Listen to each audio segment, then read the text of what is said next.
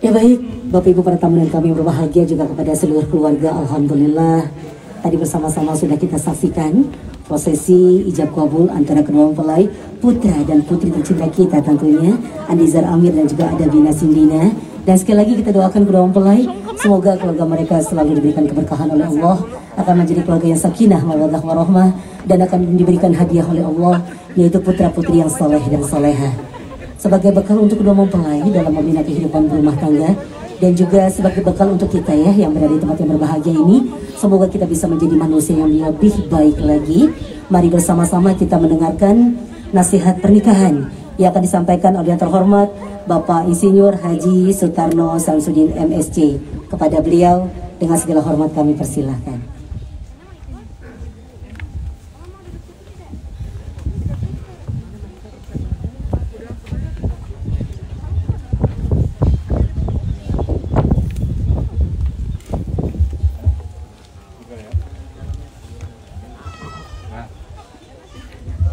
Bismillahirrahmanirrahim. Assalamualaikum warahmatullahi wabarakatuh.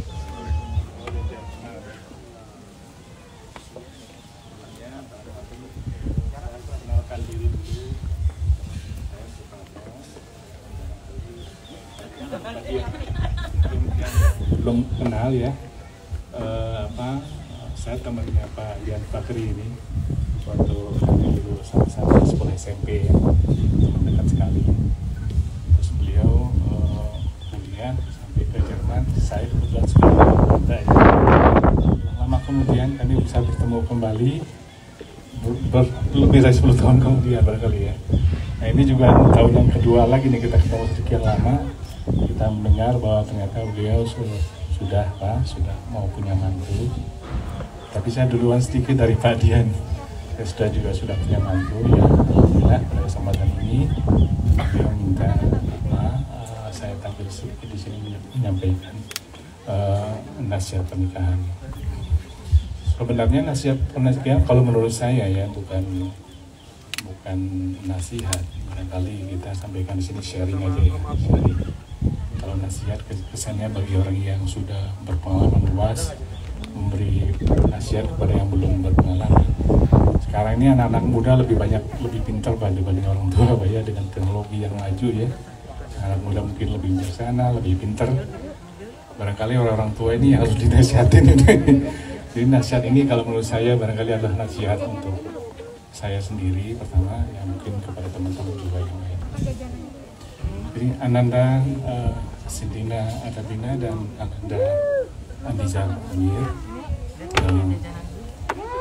ada satu kata kunci yang saya dengar dari pembawa acara MC, bahwa kali ini nih kita dalam rangka menjalankan sunnatullah ya, sunnah Rasul ya. Ini penting saya rasa, saya terkesan dengan kata pengantar itu karena memang seperti yang disebut dalam Al-Quran ya, Surat Al-Ahzab ayat 21 yang bunyinya laqad kana fi Rasulillahi uswatun hasanah liman yarjullah wal yawmal akhir wa dzakarallahu katsira. Gitu kira-kira landasan ininya ya, landasan ayat suci ini. Jadi memang perjalanan hidup kita ini bermula dari sini ya, bagi yang menikah ini, yaitu kita ingin mencontoh suri tauladan Rasulullah. Nah ini mungkin biar tidak memperpanjang waktu, saya punya beberapa catatan biar nggak lupa ya. Ini kemajuan teknologi ya, kita bisa nyontek dari handphone. Saya bikin beberapa catatan. Kita pilih aja beberapa yang mungkin bisa disampaikan di sini ya. Mungkin hari mau hujan juga. Pertama, ini barangkali pertama yang paling penting bagi kita semua ya, bagi kedua mempelai, yaitu bahwa menikah itu adalah sebuah proses menerima kekurangan pasangan. Itu dia sebenarnya. Jadi bukan kita menerima yang pasangan kita itu gagah, kaya, ganteng, berani, cantik, kaya, ramah bukan. Tapi intinya adalah, kata kuncinya adalah bagaimana kita menerima kekurangan. Itulah kenapa seorang pria disebutkan qabiltu nikah dan dia memberikan janji sucinya pada saat akad nikah ini.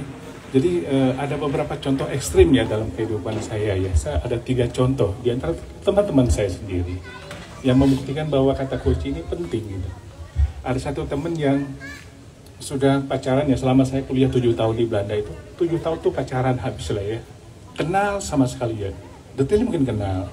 Tapi pada saat akhir tuh cerai juga ya. Jadi selama 7 tahun nikah itu barangkali dia nggak kenal semua ini. Apa pasangan masing-masing nggak kenal gitu. Padahal udah 7 tahun ya, masih belum kenal juga. Jadi pada saat bertemu menikah barangkali dia baru menemukan gitu kekurangannya gitu. Nah gara-gara kekurangan yang sedikit itu mereka berpisah. Ada teman kedua, contoh ekstrem lagi ya.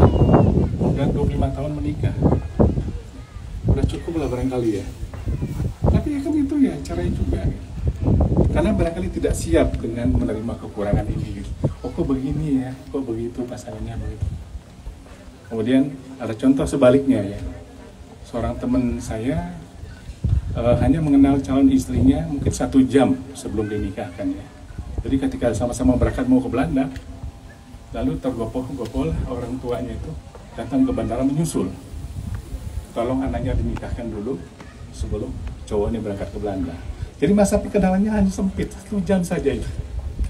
Jadi banyak yang dia belum tahu tentang pasangannya gitu. Banyak yang dia juga tahu kekurangannya apa gitu. Dia nggak tahu gitu.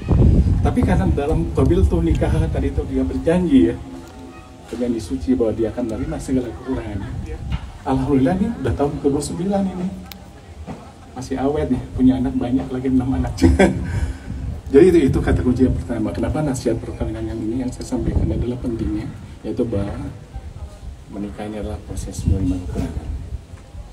Ini yang kedua ya. Mungkin 2-3 cukup barangkali ya. Menikah adalah solusi terbaik buat seorang pemuda karena dengannya sempurnalah separuh agamanya. Jadi dengan menikah ini 50% agama selamat ini.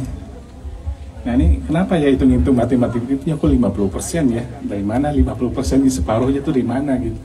Apakah agama bisa ditimbang, bisa diukur? Barangkali enggak ya, ini hanya pemisalan. Kita bayangkan dalam hidup, barangkali antara jam 6 sampai jam 6 sore, jam 6 pagi sampai jam 6 sore itu kita di luar ya. Nah, di luar itu kita tidak selamat sebenarnya, karena banyak aja mara bahaya yang kita temui, kedangkalan yang kita temui, kejahatan yang kita lakukan itu antara jam 6 sampai jam 6 sore. Kalau kita kembali ke rumah jam 6 sore sampai jam 6 pagi, kita bersama dengan istri, bersama dengan suami, selamatlah kita di waktu-waktu itu.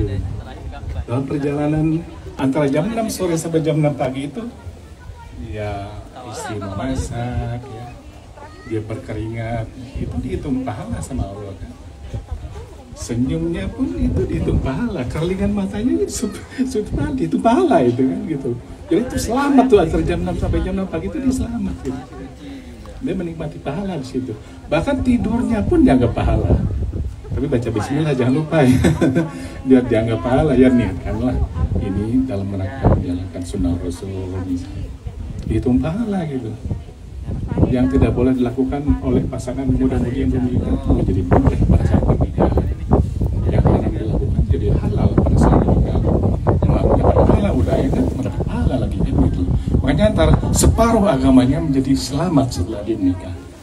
Itu yang kedua.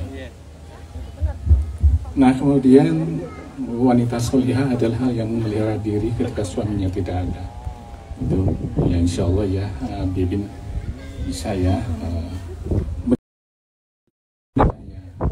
Yang saling percaya juga penting. Barangkali ini rayap rumah tangganya ada di sini ya. Runtuhnya bangunan mahligai rumah tangga itu karena seringnya tidak percaya, cemburu yang berlebihan kalanya. Kemudian lagi ini buat mungkin Ananda Izar ya, Andizar. Istri ini adalah tulang rusuk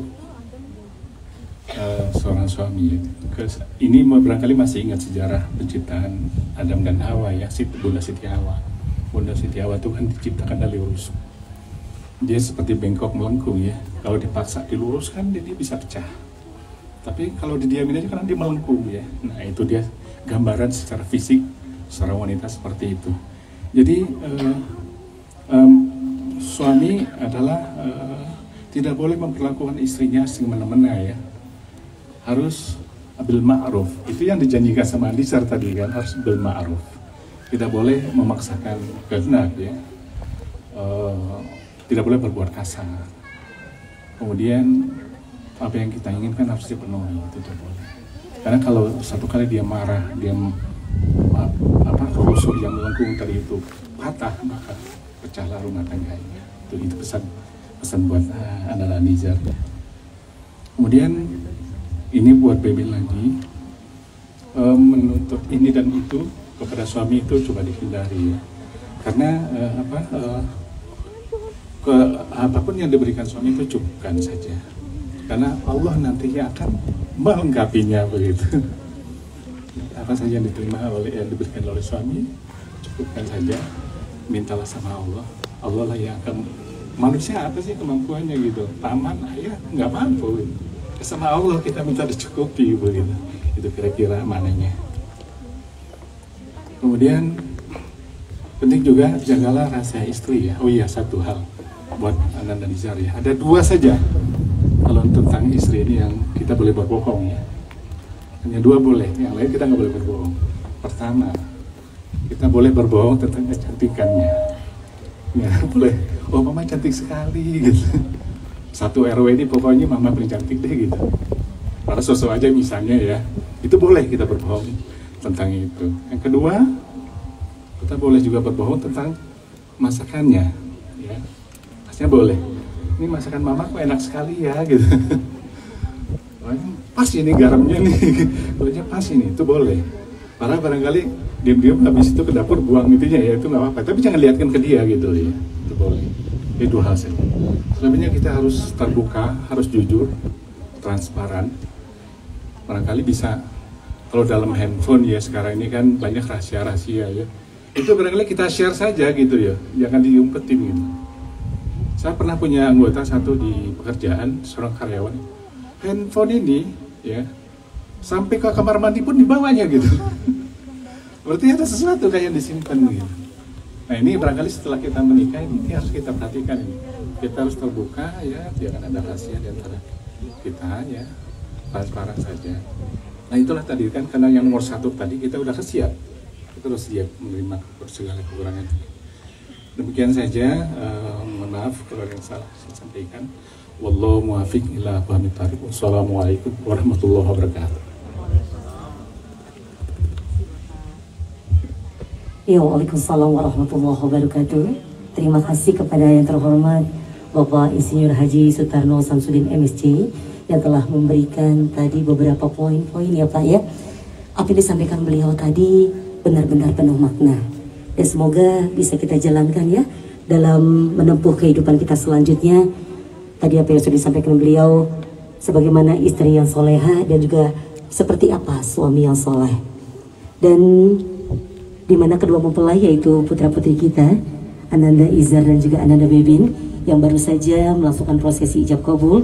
Semoga apa yang disampaikan beliau tadi bisa menjadi bekal ya untuk kalian dalam membina kehidupan berumah tangga. Kami turut mendoakan kalian. Semoga rumah tangga kalian akan bahagia selama-lamanya di dunia wal akhirah. Dan semoga rumah tangga kalian akan menjadi rumah tangga yang sakinah, mawaddah, warahmah. Saya akan kutip sedikit bahwa ridhonya Allah itu tergantung ridhonya orang tua. Dan murkanya Allah tergantung kepada murkanya orang tua. Untuk itu di sesi akhir acara kita pada pagi menjelang siang hari ini, kita bersama-sama akan menyaksikan prosesi sungkeman yang akan dilakukan oleh kedua mempelai, yaitu Kak Iza dan Kak Bebin. Boleh berdiri dulu kakak?